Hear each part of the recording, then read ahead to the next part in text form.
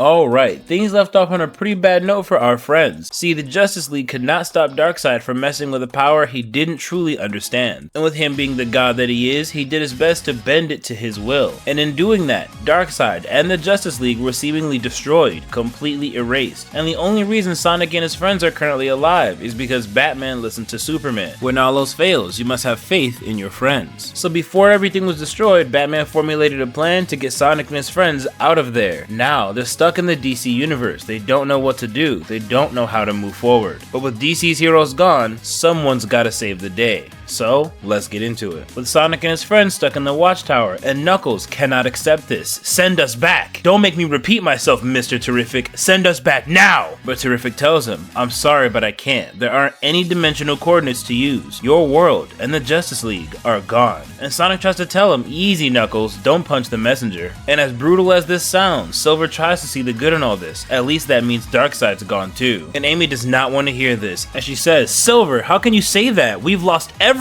with tears in her eyes. And even Tails cannot believe this. No, this can't be it. Given the nature of the Apocalyptian dimensional engine, factor in the energy supplied by the Chaos Emeralds, and Sonic quickly wants to know what's going on, what does Tails have for him, but he doesn't have anything concrete yet. He still needs time. As Sonic reassures him, the Justice League bought us plenty of that, but Terrific lets them know, I don't know about that. It won't be long before the villains of the world realize 6 of our greatest heroes are missing. I can put the rest of the league on high alert, but it's going to get ugly. But this is not a problem, as Sonic says. Well, that's no good. They gave their lives trying to protect our world. I think we owe it to them to return the favor. And Shadow begins to think of Maria. Maria, I failed to protect the world you loved. Would you want me to carry on? Should I protect this world and its people? And Sonic wants to be sure. So what do you think, Big T? Can your Earth handle the 6 of us running around? And Terrific tells him, between the metahumans, aliens, and interdimensional visitors, I don't think anyone will give you a second glance. Which absolutely makes sense. Sonic has no idea how many different kinds of creatures are on the DC universe. He's all good. And while they're talking, Silver pulls out a Green Lantern ring and he explains, Green Lantern passed this to me right as we entered the portal. Does this mean I've been recruited? It means he put his trust in you. The League put its trust in all of you. If you're joining the Justice League, you'll need to dress the part. And weeks later, we catch up with Silver, still doing the job of the Green Lantern Corps, fighting with Tomar-Ray, Chip, and Kilowog against Sinestro himself out in Sector 2006. And of course, this is not a random number. I'm almost certain this is Silver's first appearance in Sonic 06. Either way, they are seriously struggling with Sinestro as he tells them, afraid to call for backup, or do you fear what my newfound power will do to the rest of your precious Green Lantern Corps? And with this newfound power, he overwhelms all of them, knocking them unconscious. But Silver refuses to fail. In brightest day, in blackest night, no evil shall escape our sight. Let those who worship evil's might beware our power, Green Lantern's light! As all of the lanterns rally and make a giant hammer, with Sinestro looking completely lost. What's the matter, Sinestro? Scared? And with one mighty blow, Sinestro is defeated. And now with him captured, we see Chip trying to figure out why Sinestro was so powerful, as Silver tells him to be careful. But Chip continues to rummage through and finds a Chaos Emerald. As Silver says, that was supposed to be lost with my home dimension. And Chip wants to know what this means, but Silver does not know. And he tells Chip, I'm gonna need to report this to my friends. I'll have one of the other Earth Lanterns fill in for me, like Kyle or Hal or Guy or Simon or Jessica or Joe. Or as we catch up in Sector 2814, Washington DC, once under the protection of Wonder Woman, it now falls to invaders from Gorilla City. As we see Grodd and all his men, or all his gorillas, taking everything over. Look how swiftly these would-be defenders succumb to a more powerful will, as Grodd is overwhelming Supergirl and Hawkgirl, and he says, ah, Supergirl, Hawkgirl, the battle is over before it's begun. Kneel before your new king, Gorilla Grodd, as they struggle to do anything about his overwhelming power.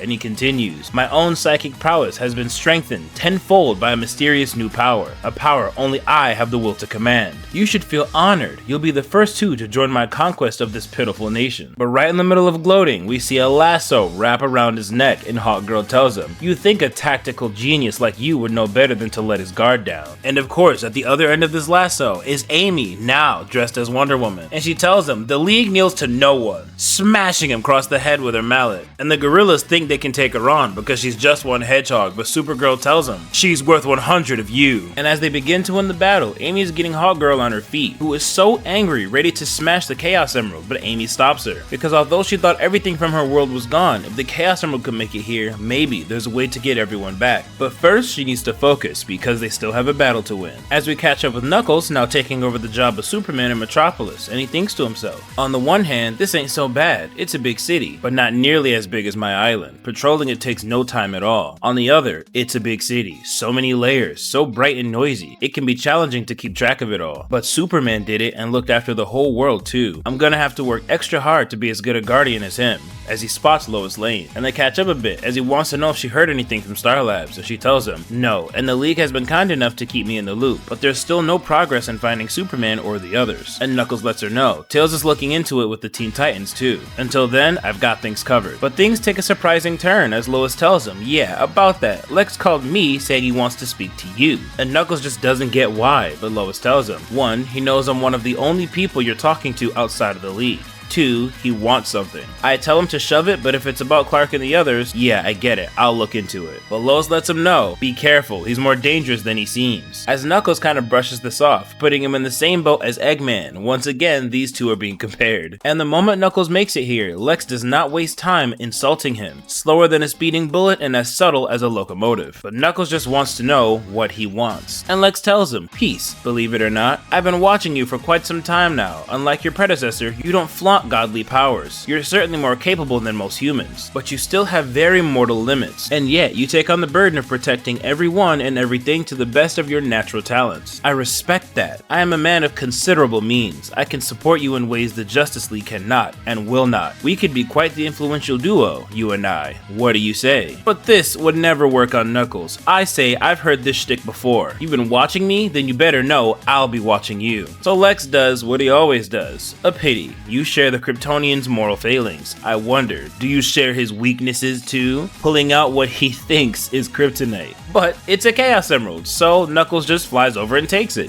Hey, you found a Chaos Emerald. You finally did something right, Luthor. And Lex tries to play this off. Take it as a token of my sincerity. Think hard about what more we could do together. As Knuckles just flies off, but he is no fool, flying right back into Luthor standing over him. Were you trying to poison me thinking this was kryptonite? And as funny as this is, I feel like after all these years, Luthor knows what kryptonite is. I feel like maybe he wouldn't have just grabbed a green rock and instantly tried it on something he doesn't even know is Kryptonian, but it was still funny. And speaking of funny, we catch up in Gotham with Joker doing what Joker does. Blowing things up, running through buildings, having a good old time. But Batman is not here. Shadow is. As Joker says, ah, there he is, the shadow of the Bat. And he tries his best to rage bait Shadow. Bravo, Short Stack, I'm surprised you can reach the pedals, blowing up his own little version of the Batmobile. But Shadow does not need it to be fast, easily catching up to the Joker and spin dashing right through his own vehicle. And before he can reach for his bazooka, Shadow smashes it. Joker was no match for the ultimate life form. But even with that being said, Joker does not know when to shut up. Not bad, Edgy Hedgy, you certainly have the mood down, you have the makings of a passable replacement. But there's a cadence to this sort of thing, the dreary little Gothamites expect to show, so next time, and Shadow is done listening to this, kicking Joker right across the face. But, as he has the Chaos Emerald he needs, something is still bothering him. And I gotta say, I actually love Shadow's design as Batman, it looks amazing. And speaking of good designs, we've got our boy Sonic as the Flash, fighting Reverse Flash in Central City, as he says, that doesn't belong to you, it means the world to me. If you hand it over, we'll let bygones be bygones. But Reverse Flash is not ready to let go of this Chaos Emerald. You are in no position to make demands of me, no more than you have any right to wear that uniform. But Sonic is not trying to hear this. Pretty judgy from someone calling himself Reverse Flash. Do they not have the sources in the future you're from? But Reverse tells him, the real Flash was a hero. I saw to that myself, tempered through tragedy and loss. But you're a child playing dress up, a smart-mouthed pretender who lacks the focus and conviction to fill Flash's boots. As he continues to dodge Sonic's homing attacks, you're not good enough to be his replacement. You're not even good enough to be his fake, dodging yet another one. And Sonic has got to admit, he's struggling. Reverse Flash is pretty fast. And he takes that opportunity to gloat. I'm the fastest man alive, unchallenged now, and you'll never retrieve your precious— wait, when did— as it turns out, he is no longer holding the Chaos Emerald.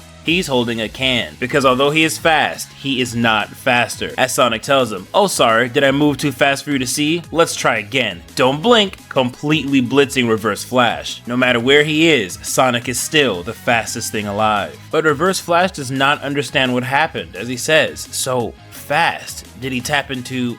No, it wasn't the Speed Force. He was using that emerald to warp? But Sonic tells him, "That's my secret, champ. Now take a nap while I take care of business." And as he contacts the rest of his friends, Amy lets him know Chaos Emeralds have been popping up everywhere. Their friends have been slowly collecting them, and Tails wants them all to meet. They simply couldn't contact Sonic, but he was a bit busy. Now that that's over, he races off, ready to get this all figured out. And I've seen some debates on how Sonic was able to defeat Reverse Flash. My opinion, I think it's kinda obvious. I think he is clearly faster than Reverse Flash, which is why he was able to take the emerald, but once he got it, he used it to hurry up and blitz him. But you guys let me know what you think. Either way, let's get back to the story. As all of the friends meet at the Hall of Justice, and Beast Boy, taking a moment to play a bit, transforms into an echidna, and he tells them, "Hold on, security check, only one otter per planet." But Tails tells him to knock it off, because Knuckles is an echidna, and is sensitive about that sort of thing. But now, playtime is over, Beast Boy is gonna look after things while they all talk about what they're gonna do with their Chaos Emeralds. As Tails says, "The Teen Titans and I managed to wrestle this away from that fanatic Brother Blood. Between us all, we found 6 of the 7 emeralds. I'm certain the last one isn't on Earth. I've been working on a hypothesis, and now we can finally test it." As the emeralds begin to vibrate, and a hologram shows up in front of everyone. As Tails says, "Booyah, I knew it!" And Amy sees the good news. The other emeralds are detecting the last one in another dimension. Does that mean our world survived? But Silver wants to know, but how? Mr. Terrific said it was wiped out, but what he really said is he couldn't detect it. Tails says, "My theory is Darkseid's dimensional engine malfunctioned during the fight, and hid our world in a kind of pocket dimension." As Sonic chimes in, "But now we have the other emeralds, and their power can resonate with each other, revealing the way home. We can finally open a way back." But ever the party pooper, Shadow says, "The question now is if we should." And Sonic wants to know why Shadow is always like this, but Shadow continues anyway. "If our world survived, then Darkseid survived. Opening a way home leaves this planet vulnerable to invasion." But Knuckles has heard enough of this. The Justice League were ready to give up their lives to save our world. They would take the chance if the situation was reversed. They would come to save us no matter the cost. It's not a question of if we're doing this, it's a question of how soon do we get started. All in favor? As everyone says yeah. And eventually, Shadow was forced to agree, as Amy pokes fun at him. "Besides, you're telling me you don't want another shot at Darkseid?" And Shadow just brushes this off. As we catch up with everyone later on in the Watchtower, and Terrific tells them, "I've set the dimensional coordinates you gave me, but the space-time variance is far beyond acceptable parameters." But Sonic tells him, "It's okay. Once the Chaos Emeralds power the stabilizer, we should be safely pulled through to the other side." And with that, it's time for our friends to save the Justice League, and Terrific tells them, "Safe travels, everyone, and for what it's worth, you made a damn fine Justice League."